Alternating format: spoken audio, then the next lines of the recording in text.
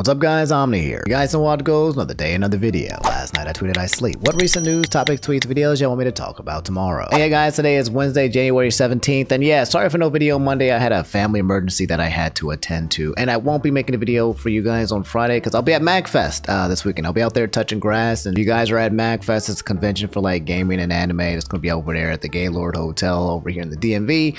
Come say hi, I'll be there. And then I'll be back home next week, you know, staying inside doing absolutely nothing. If you guys can't make it to MagFest, I'll be at ChromaCon. ChromaCon is another convention that's over there out there in Baltimore, happening the beginning of March. Tickets are still on sale. You can go to chromacon.com, come to the website, sign up now, and if you use my code Omni, they'll give you a nice juicy discount. All right, so the first two segments of today's video is going to be a bit cursed. We're doing an update when it came to Verbalase and the whole thing that happened with him and Hotel Hazbin for the past week or so. That cursed freaking video from Verbalase, this YouTuber. He's a beatboxer. I've learned everything about him now. Before this incident, I knew nothing about this guy, and now I know everything about him. In case you missed last video, Verbalase is a super huge YouTuber. He does beatboxing battles, and that's it. He'll have SpongeBob, Thanos, Mario, Sonic, and he goes boom, boom, boom, boom, boom, boom,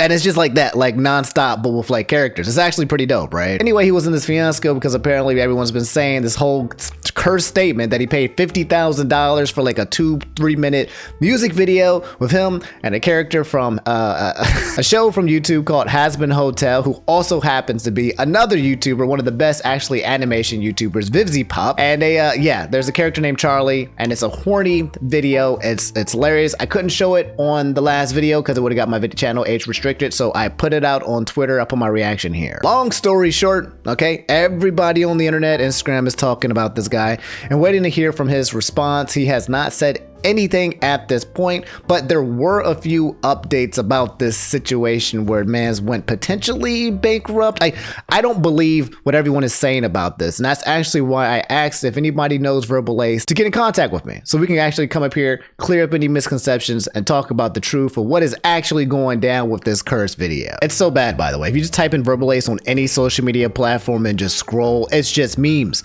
on memes on memes on memes forever and ever and ever and ever. Everyone is going in on this man. It is infinite. So my guy Nico told me more updates to Verbalase. Apparently he also asked for donos around the time of his channel issues and blamed the algorithm. And a month ago he did the same thing, claiming he wanted to save cartoon beatbox despite him being the reason it failed. And also this PB announcement where he's proud to announce a brand new series called Puppet Beatbox Battle. So people were complaining about him for several reasons because it sounds like he poured a lot of money into this video, this AMV, right?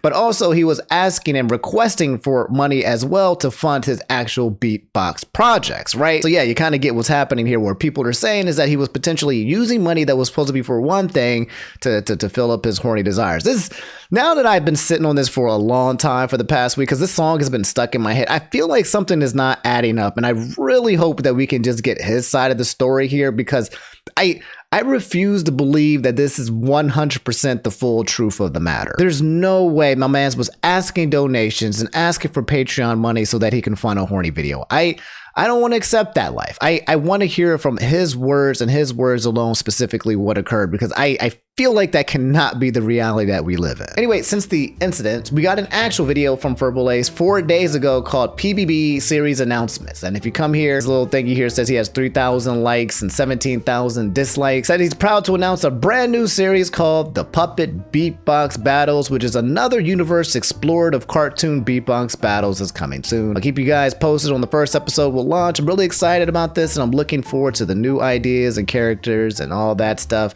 Saying nothing about what's occurring, and the comments are turned off, right? You gots to, bro. You are literally the #1 most memed guy in the world at the moment as 2024. So yeah, that's the Verbalase update. Verbalase, okay? If you're watching this content, if anybody knows Verbalase, tell them, hey, come up to this platform, all right? I'm not going to drag you, dog. I'd like to give you a platform to kind of discuss and talk about what happened if you don't want to do it on your 5.5 million subscriber. I'm bringing more guests on the channel to talk with them directly so that they can have their own voice here as well, and you can have your slot here if you do catch this video. I'll talk to you justly and fairly because I'm not out here trying to cancel you or nothing. I just want to understand what is going on, and Give me an opportunity to explain to the people what occurred. All right, guys, this is the one. Stop it. Stop it. Stop it. Stop it. Stop it. Stop it. Okay, XPD said Chuggaconroy and show me a picture of Ariel's feet. All right. What's happening with Chuggaconroy, and what is up with this whole thing with his feet? I barely know what's happening here. All I know is that Chuggaconroy, I literally made a tweet probably a month ago saying how Chuggaconroy is one of the reasons why I started YouTube in the first place. He's my hero, okay? He's literally the OG hero of me coming into YouTube in the first place, trying to start off and doing Let's Plays. I just stop it. I don't know. 2024, please chill. What does this have to do with Chuggaconroy? And apparently he has like an obsession with feet. What's happening? So Kobayashi said Emily's experience with Chuggaconroy. Oh God, this is I'm a little anxious over this one. Okay, again, this one's going to make me a little anxious. What did he do? What's going on? The first tweet said, scrolling through Reddit and seeing dozens of comments calling the popular YouTuber who sexually harassed you for several months last year a wholesome being with only green flags. Oh, man. All right. Here we go again. Which Lady Emily said, F it. Just to get this off my chest, last year, Chuggaconroy kept trying to get me to initiate erotic foot fetish roleplay with him while he had also had a girlfriend. This included sending shoes to my house under the guise of a gift, only to constantly ask for feet pics afterwards.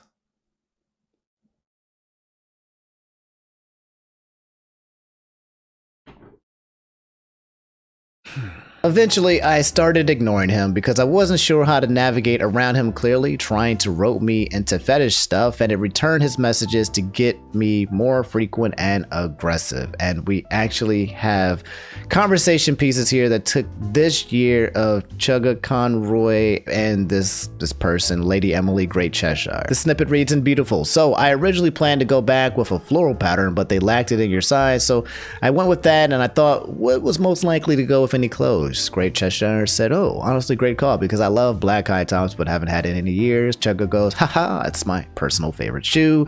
Cheshire said, it's a great shoe, goes with everything. And then Chuggaconroy said, do I get to see you? Man, stop it. All right, I'm not king shaming here, okay? Chuggaconroy can have a foot fetish or whatever, okay? But was this? Let me understand this here, okay? Was this essay? What's actually happening here? Stop it, man. This message here was in September of last year. Haha, thank you. Trying to get a lot done. I want to finish the series or at least get close to so I can travel to Scotland. See my SO soon. Great Cheshire said, oh, cool. I didn't realize she was in Scotland. Well, she said, yeah, pretty far, but we're thinking of emigration next year. Would you like to pick up where we left off last night? It dropped off suddenly. Oh, boy. You tend to disappear. Gonna ping you once more. Well, hello. Have a nice doctor's visit. Sorry to ping you again. I just wanted to know. Dang, you're no fun. Kidding, just a little concerned. So she ghosted him? Like, what were they doing? Was she showing him feed pics and they were just having like this online feet thing going on? And then he said, sorry, that was rude of me. I shouldn't say stuff like that, even jokingly. You have your own stuff going on as much as I do. She continues ghosting. Hey, he says, hey, sorry, am I bugging you too much? I'm just getting done with work and I saw I hadn't heard back with you. Another day passed. Hey, yo, how's today? Feeling any better? Then 3 days later, hey, sorry if I'm bugging you. I understand you got your own stuff going on too. I just wanted to wish you well tonight after seeing you talking about how much sick set you back. Really enjoyed talking to you more through it. I'll leave you be after this message in case you need rest. And then he didn't say, hey, I missed you. And then again, another day later, are you doing better? And then a day later, blah. And then 2 days later, it's blargin. And then 2 more days, hey, hope I'm not piling it on. I just saw you were on. And then Chugga 5 days later saying hello. That's okay. All right. That one's oh god. Okay, here we are. So yeah, this is Chuggaconroy basically just messaging the person nonstop over and over and over and over and over and over and over and over and over again about seeing some feed pics. He then continues and said, as far as I know, I'm not the only one nor the first person he's done this to. He would try to assure me everything is fine while also clearly trying to initiate fetish, italicized text RP. It had started with him attending my Pokemon Black streams last December and chatting. We started talking in DMs because he seemed chill. Then on June 4th, uploaded a selfie and he zoomed into my shoes in the background and messaged me.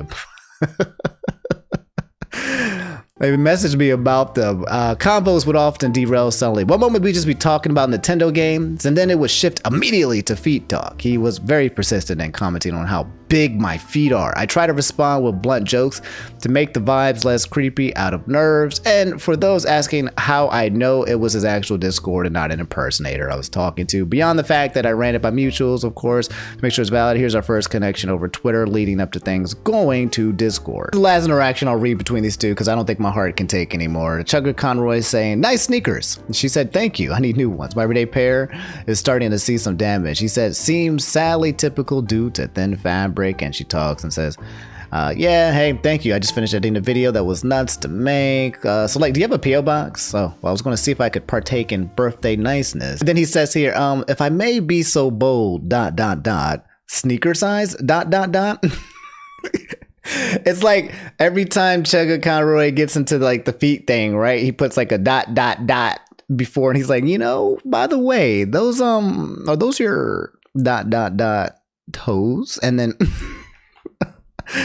all right, so yeah, I okay, that sounds like it was just something where he was just being very, very aggressive about this whole feet stuff, kept bringing it back, and then eventually she ghosted him, and then he just was like, hey, are you there? Are you there? Are you there? Are you there? Are you there? Am I in trouble? Am I in trouble? Am I in trouble? That's kind of what it sounds like what happened. So pause, okay, because I'm conflicted. I'm obviously biased, okay? I basically said from the get-go here that Chuggaconroy is the reason for me starting YouTube, and I hired this guy to a highly, like, huge regard, to a freaking podium. He's one of the reasons why I started this freaking stupid YouTube stuff, man. And so he's the reason why I'm here. But looking at this stuff with him, I'm kind of like, I don't see assault, right? I don't see like SA, but I do see him badgering her and bringing up this foot thing, right? This is not something that she's bringing up and saying like, hey, you want to smell my toesies? You want to smell my feces? I can't believe I'm saying this, but like it didn't feel like that. It seemed like they were on one tangent. He was just like, feet? So about them feet, about them toes, oh, about that ankle that I saw, does that ankle connect to a pair of feet? And then it would just, yeah, that would be very annoying. That's not cool. Anyway, since then, Chuggaconroy has tweeted less than 12 hours ago, hey, I want to say I'm sorry to Emily and to you, our community. I apologize for my mistake for overstepping the boundaries of our friendship and causing her to hurt in the process. This will not happen again. Period. And then he said, I'd rather have time to collect my thoughts than react immediately, and ask that you not contact my friends about this. I will talk more about this in few days. Oh my dang, bro. So we're going to get a follow-up from Chuggaconroy talking about how he overstepped boundaries and he kept asking for feed pics from, it sounds like maybe potentially multiple people. Again, something on the 2024 bingo that I did not foresee happening. First, we have Verbalase. Now we have Chuggaconroy. The curseness just continues. Seeing some of the replies, the general public actually doesn't seem to be dogpiling him as much as Verbalase. This person said, I trust it won't, but saying, quote, overstepping boundaries, end quote, is letting yourself off lightly. That wasn't what this was. It was actively pursuing someone because of your fetish multiple times, seemingly all initiated by yourself. That's not an easy made mistake. That'd be a choice. Someone else here is saying, I had a gut feeling that you hadn't done any of that with ill intent. I've watched you for several years, and not once have I ever had an inkling of you going out of your way to hurt someone. I thank you for handling this professionally and not having a visceral reaction. Yeah, I would say this reaction of him just saying, hey, I'm sorry and I won't let it happen again, and that was something where I should not have overstepped those boundaries. Yeah, and not going crazy, but like, I don't have a foot fetish. A lot of people respond in a very bad way, and then this is a place where you see him just get canceled into infinity. Somebody said, buy me some shoes and I'll forgive you. Someone else said, it's cool, man. Rather than directly tell you she was uncomfortable, she refused to set up boundaries. You should learn to take a hint, but you never violated her consent. Yeah, so I think what ended up happening here, this is probably my TLDR of the situation, is that Maz was basically, you know, talking about her and doing a little bit of foot stuff going on as well, and she was kind of like but yeah, he didn't get the wires crossed. She was probably feeling uncomfortable, but did not know how to communicate that or express that, and he did not realize that he was putting her in that position, which just led to what seems to be a very strong form of miscommunication. Like that. It seemed like maybe potentially he thought it was okay because she had said nothing. They kept having these conversations and he kept bringing it up and she kept entertaining it. And it feels basically like there was a lack of strong communication here. But the onus is still on him, okay? When it comes to any of this like sexual stuff or whatever, you got to ask for consent or permission. Okay, whenever you start reaching and crossing into like territories that could make people feel a bit uncomfortable, in my opinion, right? Just be like, by the way, are you comfortable with this, or do I have your consent to do X, Y, Z? Can I be a little creepy around you? Like, and if they say, yeah, I'm cool with this, then go. You got the green flag, right? Like, it's I know it sounds weird to kind of make that transition, but it's so important to establish that the other person that you're communicating with is okay with something that other people might not be okay with. You've got to establish that as a baseline. And then once you have the green light for that, then toesies galore, bro. Bring out the feet in the foot and shove it in people's faces and smell whatever it is you want to do, okay? But yeah, that's Chuggaconroy and feet. And he's going to make a response. I'm praying and I'm hoping that response is also going to be good. And this can just be something we can just never talk about ever again, because I'm tired of this month is cursed. We're only 17 days into January, and now we've got just cursed moments of history with all of our favorite YouTubers. Speaking of cursed, the Omni racist art continues. I think this is like, ever since I became racist because Team Fry lost, I think something's happening. I think the people on Splatoon, I think everybody around the world who plays Splatoon knows that I want her to win, and they want me to stay racist, because no matter what happens, ever since that declaration, they have come after me and claimed me and said, you must stay racist, Omni. Fry will never get another one. The Splatfest ended and we lost. We got 0 points. At the same time, Team Shiver got 0 points too. And apparently Big Man got 60 points.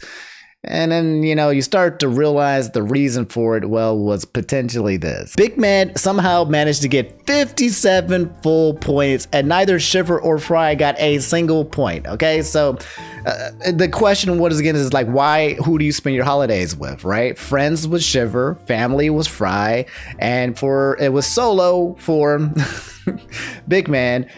More than likely, he probably got chosen because Big Man was also the team that could choose white ink. You can usually, that's like a rarity ink to use when it comes to these things. So a lot of people were like, oh, I can use white ink. And you've already made the connection, okay?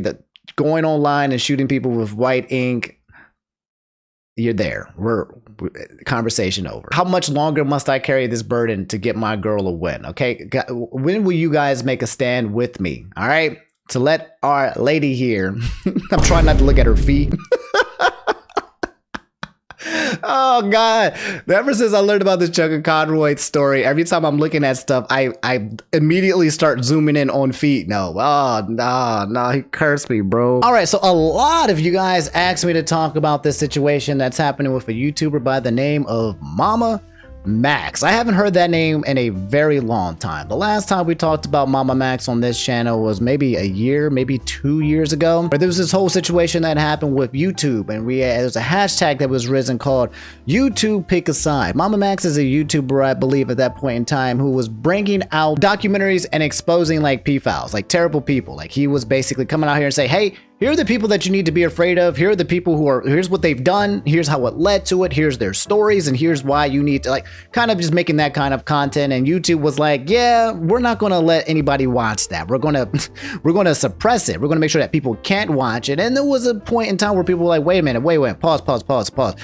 YouTube, you let people on your platform like, what was that guy's name? I can't even remember that dude's name. Who's that big black bald guy, Philly Eagles? I can't remember. You know what I'm talking about. But YouTube would allow a lot of people on this platform that should not exist. But people were upset that when you expose these people or when you make videos talking about these criminals, that YouTube would be like, no, that needs to be shut down. This content is not allowed to exist. And that's what created this huge drama. Now, it looks like MamaMax is now in some new kind of controversy. A lot of you guys kept asking me to talk about it. This could be a massive story to try to cover, but Nicholas D'Orio, my guy, is coming back to his main channel to expose MamaMax as a fraud. What do you mean as a fraud? MamaMax is a YouTuber who's a filmmaker that exposes child predators. Last year, he started in on this supposed cult. However, he has not revealed any details aside from the guy's name and his mom's name. And then he made a video called I Place Accountability in My Own Hands. MamaMax's career imploding in on itself from a combination of being exposed for lies and scumbaggery and himself just being a clown show ever since his Critical beef. He got into beef with Moist Critical? I didn't even know that. Also, he might already have the worst apology of 2024. What do you mean? What is going on? Okay, so So it's kind of early over here on the East Coast. I actually reached out to Mudahar, but I think he was a little busy at the moment. He said he wouldn't be free until 2 hours later. I was going to see if he can give me a quick TLDR of the subject. And then I also reached out to Nicholas Diorio, okay, to say like, hey, I need y'all to come up here and give me a quick TLDR of what's happening. I believe both of them will be doing a much more in-depth deep dive of the situation, but at the moment I don't got them, so maybe I'll reach out for comments on them later in the future. So for now, I am going to attempt to go down this rabbit hole that is the MamaMax situation to figure out just what the hell is going on. So the first thing I see when I type in MamaMax just literally on Twitter is that he's losing subscribers, okay? He's bleeding, he did an oopsie whoopsie. It seems to be what's happening here. A multiple group of people are going to be dropping videos talking about the situation. FPS Diesel, he's a commentary guy.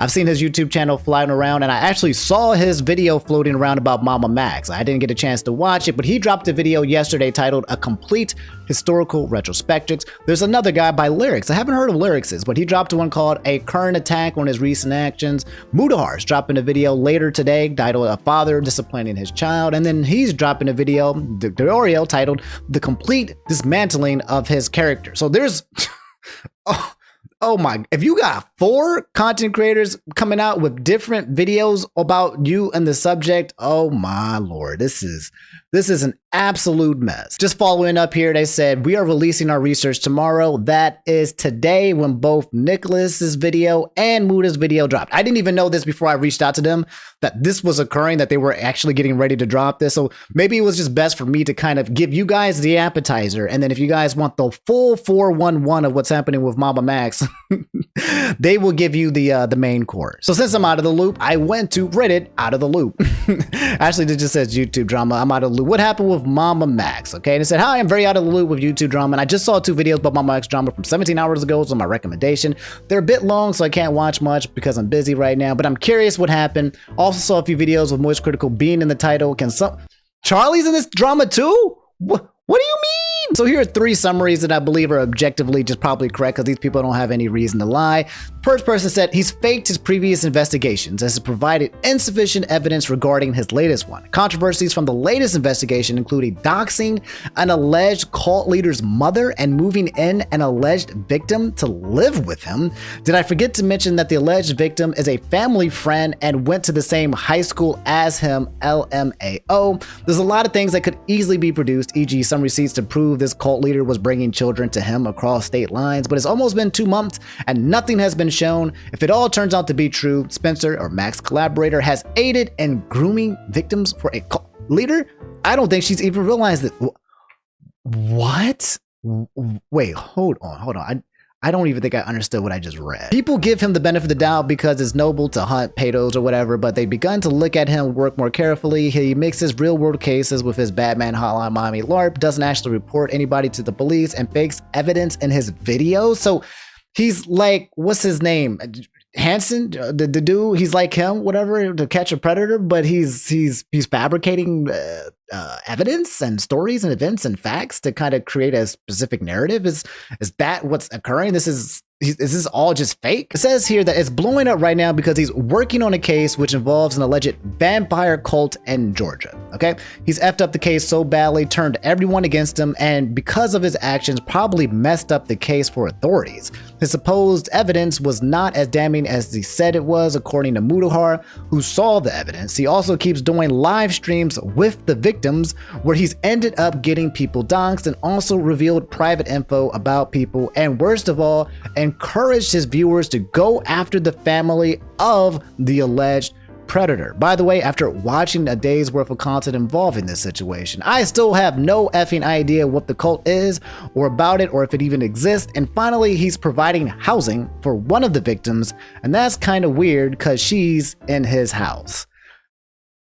What in the goddamn world, bro? So down the rabbit hole we go. Okay, if you type MamaMax on YouTube, you've come to his channel. It says 740,000 subscribers, filmmaker dedicated to empowering children. He has a video that he released 13 hours ago titled, I Place Accountability in My Own Hands. We'll take a look at this last. We'll take a look at that. But if you keep going a little bit further, video comes up that says listening to survivors and influencers. And then you got FPS Diesel in his video, The Downfall of MamaMax, where he talks about him and all his controversies. And then you have that other videos by Lyrics, MamaMax, A Complete History of Lies. So it looks like it's a 4-part series done by 4 different content creators.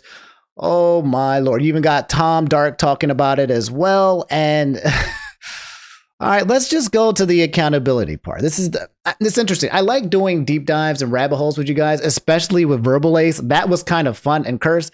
This one doesn't look like it's going to be fun or cursed as well. So I'm, again, like I said, I'll take a look at some of the appetizers for you guys. But in terms of the deep dive, the people have been doing investigation and study and very thorough. If you want to know specifically the details, okay, you must go to these 4 YouTubers that I'm talking about right now to get those details, okay? So I just completed a 30-minute video called Silencing All Survivors that addresses pretty much everything. It addresses criticisms. It addresses my approach. It includes apologies. It includes a call to action on Camden. A little bit of information about everything, like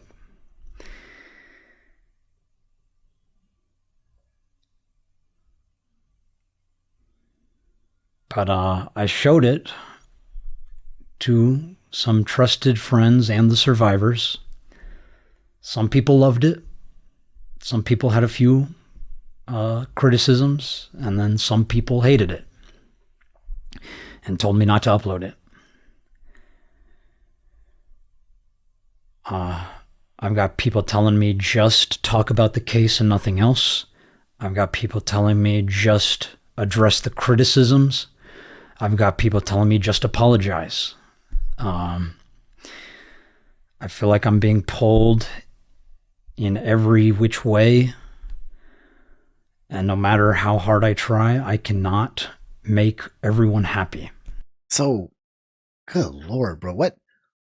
How did you get in this situation in the first place is what I'm trying to understand here. Because from what I'm reading here, based on everyone else's stories and accounts, like there's just too much misinformation that is intentionally being spread here. There's a video of him apologizing. I didn't even know there was another video where he does that as well. Guys, I think this rabbit hole is a little bit too deep for me to dive into. Guys, I think this is the part where I have to hit the ejectocito cuzzo and say...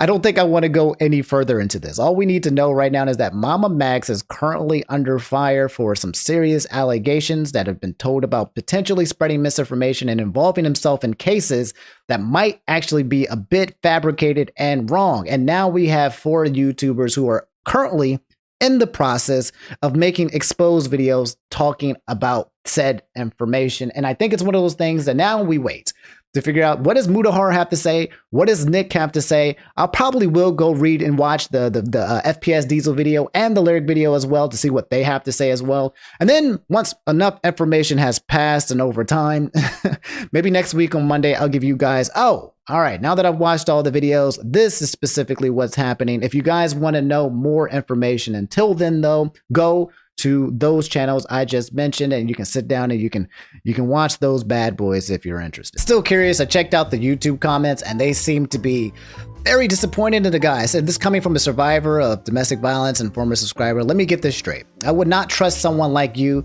to have handled something like my case. I went through something similar to what these survivors did, where the police have enlisted, doxing, making your every move public is not the way to handle this case. You have taken every misstep you could to make sure this guy gets away if he's guilty. You ignore those who rightfully call you out on unethical nature of your videos and platform, you mishandling of this and many other cases, and how you never apologize for anything you've specifically done, let alone take accountability. You have failed. If you care so much about evidence being found, why would you share experimental approaches to bolster this case? Why would you make this so public? To me, to so many other survivors like me, this rings out that you are only doing this for show. I support your cause, but shame on you, Max. Shame on you. Okay, now it's starting to make sense what's happening here. Okay, now with all the context that I'm reading out of context, now I'm putting it into context. I think I'm starting to understand what's happening. Another person had said, how did you manage to say so much and yet so little at the same time? Nobody is trying to silence these victims. Okay, you're turning this into a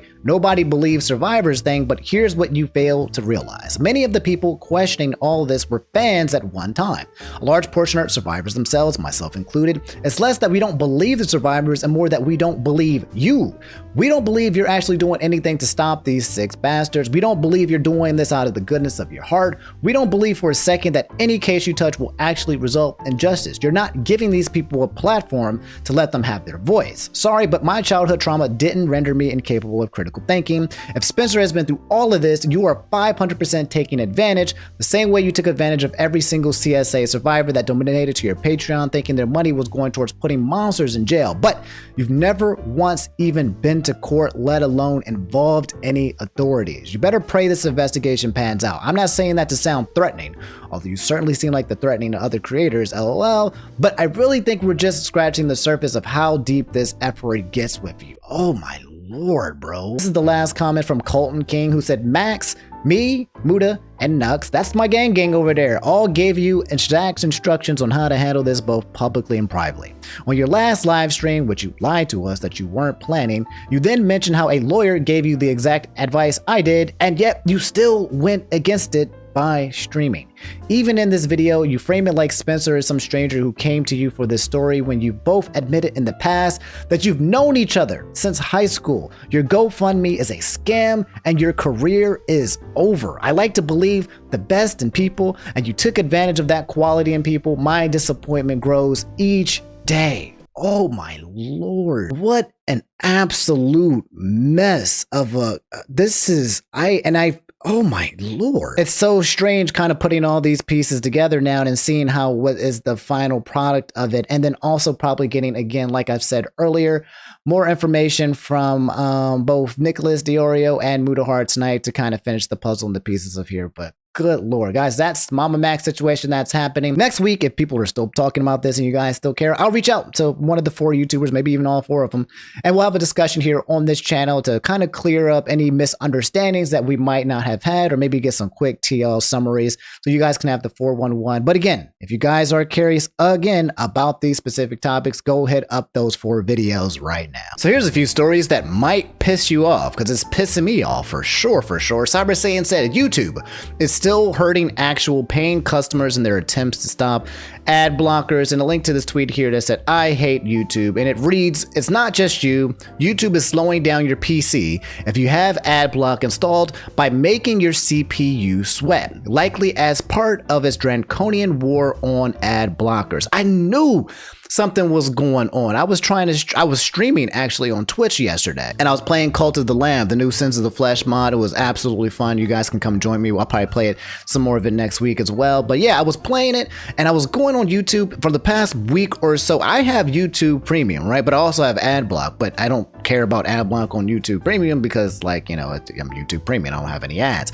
But I was like, why is my computer going so slow? And why is it when every time I open up a YouTube video, it's really slow? Like, it loads the circle. I never see any of this stuff. I was like, is it my computer?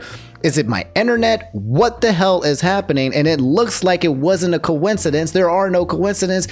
Is YouTube really doing this? Is this even legal for them to actually like slow your stuff down? This is like what people think happens with Apple phones, right? When you have an Apple phone for so long and then Apple hits that magical green button that says, boop, okay, now your phone sucks and you'll never get over 30% battery life, right? Like, are they even allowed to do this? And how are they doing this? I'm looking for some more information about it, but I saw this comment. This person said, that's illegal, isn't it? Which someone replied and said, it pushes legality at best. What it's doing is sending a shit ton of packets to your router to slow down your connection, which can be considered a direct denial of service attack, a DDoS, thus making such a feature a crime. It'd be hard to justify what they did to know you have an ad block. So the question is now, how does YouTube know that you are using ad block? This could come down to an issue of misinformation. As I keep digging and people were blaming YouTube, I actually read this Reddit post here that was upvoted from 3,000 votes that read, ad block. Google did not slow down and lag the YouTube performance with ad blocker by Neil Wynn. In the comments that read here, for those who are too lazy to read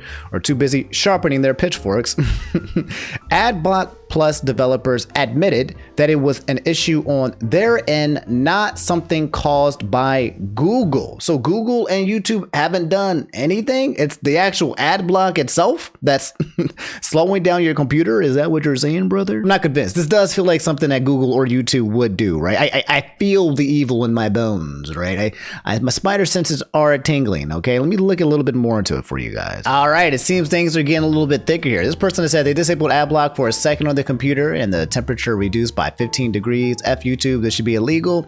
And then readers added context thought people might want to know. The issues are related to a buggy update by AdBlock and AdBlock Plus. That's what I'm actually using. I use AdBlock, and not directly related to YouTube's war against ad blockers. Blockers like uBlock Origin weren't affected, and articles have been updated to reflect this. So this could be something not on Google and YouTube's end, which would make sense because I don't understand how Google and YouTube would actually be able to do this. To find out that you actually have ad block on your computer and then purposely send those people a whole bunch of DDoSes that actually seems outside of their capability, to be completely honest. Would they want to do it? Yes, but could they? I don't think they could even manage that. And that's all the information that I can find for you guys. 4 days ago or 5 days ago, when people were complaining about it, everybody in all of these article places were complaining and saying that it was YouTube's fault. And now literally less than a day ago, everyone's updating their articles and making follow-up articles to say, actually, this might not be just a YouTube thing because it's affecting other websites as well. It seems to be an ad block / ad block plus situation specifically. This right here reps things up here. This article from PC Gamer saying, so there's the rub. The blame likely falls with ad block, and the problems may impact other websites as well. YouTube simply found itself in the unenviable position of being a very popular platform, being the most impacted by the bug and having the least benefit of the doubt considering its past aggressive anti-ad blocker measures. Okay, so TLDR, YouTube was also doing all these anti-ad block measures, so it just seemed to be in line with what they did, but it looks like it actually might be coming from the source of the ad block itself. So a complete reverse Uno here. So that's basically all you need to know, okay? If you have ad block or ad block plus, consider updating it really fast or just taking it off momentarily, and it should help everything that's going on with the problems with your computer. I'll try it and then I'll let you guys know and report back if it does work. But another thing that might piss you off, that's right, Vincent said Ubisoft. Is it Ubisoft or Ubisoft? Let me just say Ubisoft because it sounds better. Ubisoft being greed capitalists and the idea of digital games. That's right, trying to take away our physical hardware. For a couple of weeks, there's been this agenda where people have been trying to scare us into believing that physical copy of games are basically being taken off the shelves of like Best Buy, and the age of owning your own game in your hand, your hardware, and just into your fingers and putting into the slot is going away forever and ever, and everything will be digital going forward. The problem with digital is that we've seen some issues here where you don't actually own digital assets in the way that you think. Sometimes you just own the license that allows you to own it. But there's been places and companies and situations with like PlayStation where they've removed things that you've actually acquired, and now you no longer have that digital asset because you've lost the license because they said, hey, we're going to take it away from the library. And the whole concept of just owning comes into place. Well, anyway, this one said the Ubisoft exec needs to get comfortable with people not buying their games. This is anti-consumer propaganda and a way to milk gamers generations after generation. What does this say? What are you reading? Ubisoft exec says gamers need to get comfortable with not owning your games. Ubisoft's director of subscriptions say that gamers need to start feeling comfortable with not owning the games that they're playing. Nah, bro. You know what I hate most here? This is by Joshua Robertson. We'll take a look at this article really fast. But I don't like when people tell me what I need to do. That's actually a pet peeve of mine. So no, a lot of you guys think like, you're a cool dude. You don't get frustrated. You don't get really angry. I don't. I usually am really kind of chill.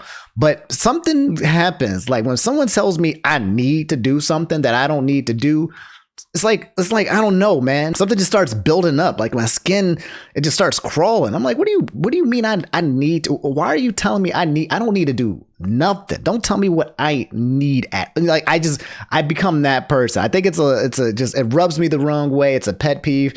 Ubisoft, why are you saying this, bro? What was the point? Popular article here written by Joshua Robertson with The Gamer says, just like with music and television, the games industry has been slowly shifting towards the all-digital future for some time now, despite pushback from certain communities with concerns surrounding preservation and ownership. Unfortunately, it seems like the biggest publishers out there aren't concerned about the latter, as Ubisoft executive recently stated that gamers need to get used to the feeling of not owning their game. You know what? You know what Ubisoft executives and most people need to do? They need to shut the hell up.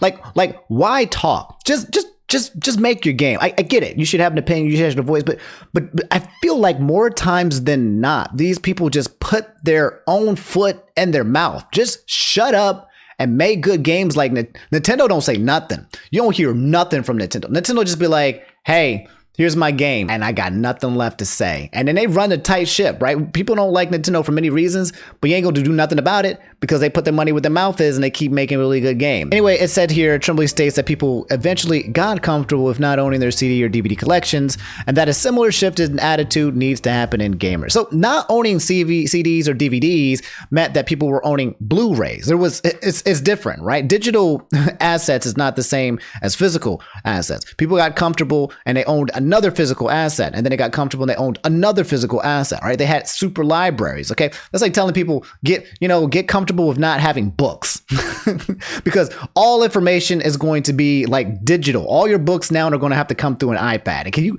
you can probably imagine how that can be very bad, because if everything is digital and not physical, you can control the flow of information. Hell, you could control the text that you see in the goddamn book and manipulate it. There's no way, okay? Physical ownership of items that you want to consume, I don't think should just magically disappear overnight, or we should have to feel comfortable about it. There's so many bad things that go into place by removing physical ownership that we've already experienced. To say that the people need to get comfortable and use this as the analogy is kind of stupid. Anyway, he goes on to explain that owning the game doesn't mean you lose your progress and that you still keep the time you invested with what you built, even though you don't have a physical copy to stick on your shelf. Tremblay also says that he, quote, understands the gamer's perspective, end quote, when it comes to owning games, but claims that services like Ubisoft Plus will allow them to access their games when you feel like it. Got it. So it's about you. You want us to be comfortable doing something so that you can make more money, right? That's all it falls down to. Gamers, get in line, okay? We need to cut costs of making physical production type games, and in return, we can make more money, cut our costs. That's what this is all being pushed for. And when that is always the push, when that's the reason why people start talking, it's the most annoying, right? Because it's just for their own benefit and their own gain. It reads here, Tremblay's view on physical games isn't that shocking, considering he's the director of subscriptions, but he does leave out some concerns shared by many when it comes to subscription service. For starters, games actually do come and go on these services right now, with the most recent example being Grand Theft Auto 5 leaving Xbox Game Pass. If you play games only via subscription services, you can very easily lose access to certain titles on a regular basis. Now, Xbox Game Pass, I think, is a little bit different because you're subscribing to a game to be available temporarily on a library. It's kind of like Netflix. When you download Netflix, they give you a library of movies to watch, but sometimes they remove those movies out. You don't own any of the movies on Netflix. You just get to watch whatever they put out there. That's a little bit different. I'm referring to more so of when you actually purchase and acquire a digital asset. And when it comes to Xbox Game Pass, you're actually acquiring the Game Pass itself and not Grand Theft Auto 5. That's a little different here. Anyway, wrapping up this article, it reads, despite these worries, it seems inevitable that publishers will try to push more and more players towards subscription services for the foreseeable future. They've seen how much money that they bring for streaming giants such as Netflix and Disney, and want a slice of the action, with subscription revenue making up 89% of the video game content market in the UK last year. Whether the games industry will make a smooth transition remains to be seen. So again, I think there's a difference here, and guys, correct me if I'm wrong at home, okay? But I don't think I have any kind of problem with Xbox Game Pass. I love it. It's great. It's a way for people to experience many video games without actually have to buy video games, okay? If you're trying to keep your money to yourself and not trying to spend a lot of money, but you still want to play games, Xbox Game Pass is one of the best things that has come out for Xbox in a really long time, allowing the people to just have a palette circulating kind of like Netflix for you to play video games. I love it. I hope it stays and that it stays here. But gamers do not want to be in any kind of situation where they can't just sit there and just play their game whenever they freaking want to, okay? There's no way that they want to have what's happening with TV happen with video games. That would be an absolute freaking nightmare, and it's not even comparable, okay? This is apples and oranges. Don't you even freaking dare think about bringing that energy that was happening with what was prior to cable, and then everyone having all of these subscription services to watch all of these shows, and then somehow translate over that to video games. Oh, hell no. Keep that out.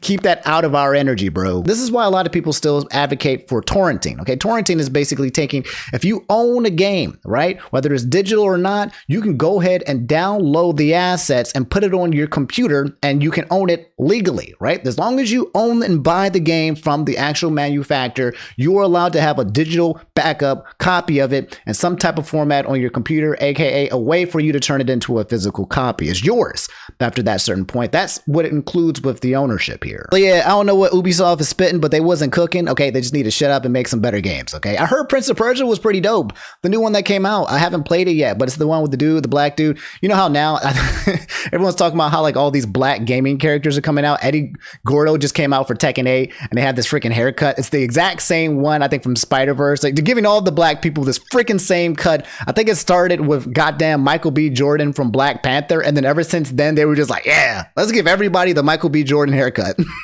I don't know who officially started it, but they need to. Now everyone's like, stop. All right, stop putting every black person with this goddamn haircut, bro. And but yeah, that's the situation that's happened with Ubisoft. Pretty huge news in politics. You probably need to know this. CD Mad Cats has said Vivek Ramaswamy has officially dropped out. That's right. I heard about that. There's a clip that's going around that I'll find with you guys where basically, Vivek Ramaswamy, he was a Republican candidate, was potentially want to be one of the people running for presidency for 2024. And I saw him shaking hands with Donald Trump, and it looks like he was relinquishing and he's bowing out and essentially suggesting that he'll probably be in the race for 2028. What is occurring there really fast? It reads here that breaking that Donald Trump says that Vivek Swamy will be working with us after Vivek gave a fiery speech in New Hampshire. During his speech, Vivek urged New Hampshire to vote for Trump, saying, quote, there is not a better choice left in the race than this man right here. Play a few seconds of the clip. Let's see what Vivek Ramaswamy is probably the most spoken, I think, of all the leaders that's been out here. A lot of people actually really like this guy, and it sounds like he's been probably gunning for VP for this entire time, letting Donald Trump take on the helms and try to run for presidency here. He's pretty popular. There's not a better choice left in this race than this man right here, and that is why I am asking you to do the right thing as New Hampshire and to vote for Donald J. Trump as your next president, because we're not working with a lot of time here. If our kids are in high school before we get this right, we don't have a country left. That's what it means. We've been celebrating our diversity and our differences for so long that we forgot all of the ways that we are the same as Americans, bound by that common set of ideals that set this country into motion. Yeah, this guy's a wordsmith. This man, I don't know. I don't know a guy that's been this good with words since Obama, to be frank. I've seen a lot of these guys come up here and talk and speak, and some of them just kind of like, very good speech maker. I'm going to fast forward to the part where he hands it off to Donald Trump. Vote for this man right here in the New Hampshire primary. God bless you and your families, and may God bless our United States of America. Thank you, New Hampshire. It's good to see you guys. We're coming back and winning this in a landslide. We will not stop until we get this job done. Thank you all. God bless you and your families. God bless you and your families. And they do this here. They're talking. I don't know what they're saying, but everyone's kind of talking about what's happening here.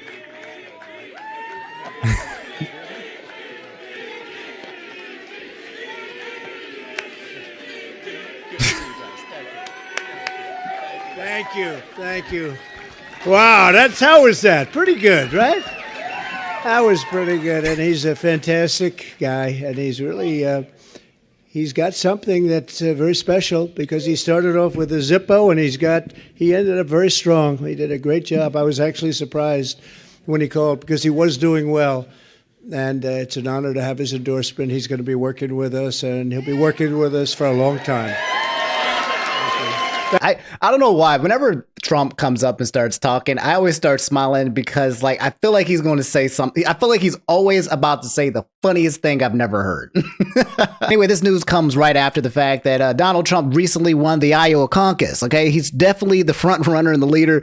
I don't know what anyone else is doing. I think the only other person that's really going to give him any kind of push for running for candidacy for president on the Republican side is DeSantis, the governor of Florida. So I'll keep you guys posted, okay? 2024, it's election year. I'm gonna keep you guys in the know, in the loop of some of the big things that are happening, because a lot of things will probably happen here that we won't be unexpected. I'm not really a guy that likes to talk about politics, but I do want to keep you guys in the know of what's occurring without bringing in some of the toxicity that comes with politics. Okay, I'll try to keep it objective and, you know, keep it goofy and funny at the same time. So guys, you probably missed it, but the Emmys just played the other night. Apparently had a very record low attendance. I watched it though, and it was kind of similar with the Golden Globe, okay, which we've already talked about. I'm not going to sit here and announce all of the Emmy nominations. I believe they gave out about 27 or 30 awards. Okay, I'm going to give you a quick TLDR and let you know specifically what mattered the most to me. Because you guys know I love film and TV, and for those of you at home who also love that stuff as well, okay, I'll just give you the quick TLDR highlights of what I think you should probably know when it came to the Emmys. Number one, okay, it was pretty cool. They were doing this whole thing where they basically brought back the old cast of all of these shows and all of these sitcoms. They brought back the cast from Cheers. They brought back the cast from freaking Martin. They brought back the cast of, they brought like It's Always Sunny in Philadelphia. They're bringing all these people from all these sitcoms. It was pretty cute. In the beginning, it was kind of like boring. I felt like it didn't seem like it had any kind of jazz, but after watching it for a little bit, it started to turn into a bit of a fun show. But yeah, in terms of the people who won, this year is the year of both black women and Asians, and also RuPaul, who's a black, well, I guess technically he's kind of like a black woman, right? But but black women were absolutely destroying it. The cast from Abbott Elementary, they were taking all of the Emmy nominations, beating over a lot of strong contenders from a lot of different places. And then you had Asians over here with the show Beef. Stephen Yoon, Ali Wong, they took everything. It was a sweep. Everything they got nominated in, Beef won, and I feel like I need to watch it, right? For those of you guys who don't know, Stephen Yeun, I think he's the voice actor of Invincible, for the series Invincible. And Ali Wong, she's a stand-up comedian. She's also now been moving into movies, and she's doing exceptionally well. So yeah, again, they're taking over. Now, let's go over to the big chunky wungy, the biggest wins of the entire award had to do with the show Succession. Succession ended with season 4, I believe, at the same freaking time as Better Call Saul. Two of one of my favorite shows that I've been watching for the past couple of years. I watched the Emmys last year, right? And I saw that Better Call Saul with Bob Odenkirk. If you don't know who this guy is, okay, and then he's Breaking Bad. He's an actor. He's the Breaking Bad guy, Saul Goodman from there. And he had his own spinoff called Better Call Saul. Some people saying Better Call Saul was written even better than Breaking Bad itself. This show was magnificent, and it ended. If you guys don't know, he had actually had a health scare where I believe my man's had a heart attack. I think his heart had stopped and he had to go to the hospital, get taken care of. He recouped, rehabilitated, and came back to the show to finish it, right? It was a big freaking deal. Everybody loves Saul Goodman, and this is easily one of the best shows I have ever seen in my life. I'm hyping it that much. For those of you at home who have not watched it, you've got to watch it, okay? It's good film, it's good TV. Oh my, the cast, the co-stars, oh my God. Anyway, I'm sorry. Anyway, what you need to know is that Succession, I believe, is 4 seasons, right? They had 75 Emmy nominations and 19 wins total. And it's a great show. You can see here all 3 people in this scene. I believe this is all of the brothers. Everyone on this show basically won an award. It's really freaking good. But specifically, Kieran Culkin, who is Macaulay Culkin's brother, won Best Lead Actor for a Drama Series, winning that over other people who was also in Succession. It was him, it was his brother, and it was like the dad. All 3 of them were running for this category. But also it was Bob Odenkirk for Better Call Saul, and Kieran Culkin won. Now, Kieran Culkin, in my opinion, was very good. I think this might have been his first actual win. And he plays a character on the show called Roman. And it's actually kind of weird because when it came up to accept the award, he wasn't Kieran Culkin, he was just Roman. Roman is just him. He's not acting, he is just that guy. But the show is good. All right, I'm not going to lie, I'm not going to front. Succession is amazing, but Bob Odenkirk not winning a single award for Better Call Saul is absolutely criminal, okay? If any of you at home watch this show, you guys know that this is probably one of the best performances of a character that anyone has ever seen. He's played 3 different versions of this same character, Saul, and all 3 of these versions was absolutely freaking goated. And then the rest of the cast that was part as well. 57 nominations and not a single win. That's rough. That can't no. I'm actually frustrated about that. Come on. Yeah, I've been to this a lot. Sorry. It's fun to come, but it's not a big deal. Come on. We're so rooting for you, Ray. Everybody loves you in this role. You get the nominations year after year. Each time, does it take you by surprise, or how are you feeling? The nomination? For the nomination. Or losing. Ray, by the way, absolutely phenomenal. One of my favorite female actresses in terms of like actual shows as well. If you watch this show, so strong of an actress. She's impeccable. I did not think that she could match the same energy as Bob Odenkirk, but in many times throughout the entire series, as you watch it, she's stronger than him.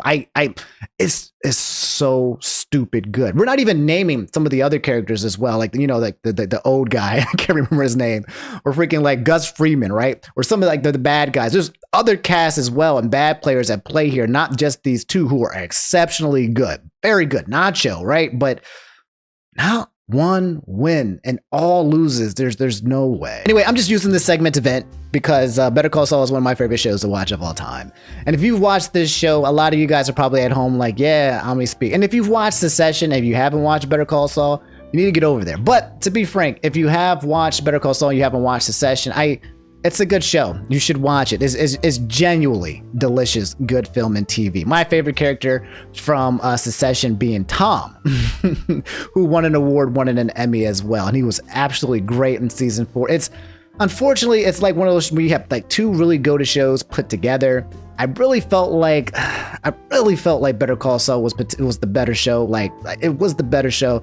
But Tom, he was my favorite actor. I felt like he was doing something magical in the scenes there as well. Very, very powerful players too there. It just... I'm frustrated, guys, and a lot of people are blaming it because they weren't on HBO. I believe they were on like AMC or something like that, but yeah. Anyway, that's Bob Odenkirk never getting an Emmy. That's the Emmys in a nutshell. That's all you really need to know. There was no like drama that occurred or happened where people were like, oh, no, nobody getting slapped, no bad jokes, nothing that happened similar to like Joe Coy at the Golden Globes. Just a basic show where our boy got. But all right, guys, that's all I have for today's video. I got to get out of your hair. I got to go edit this video, and then I got to go get dressed. I got to get packed. I'm gonna be at MagFest. I'll catch you guys there, okay? If you are going to be there. So you won't see me this Friday for a video, but you definitely 1000% will see me on the video for Monday and all of next week as well. So I'll catch you guys then. You guys have a good time. Stay safe out on the streets because some streets ain't safe. And yeah, I love y'all. Y'all take it easy. Peace.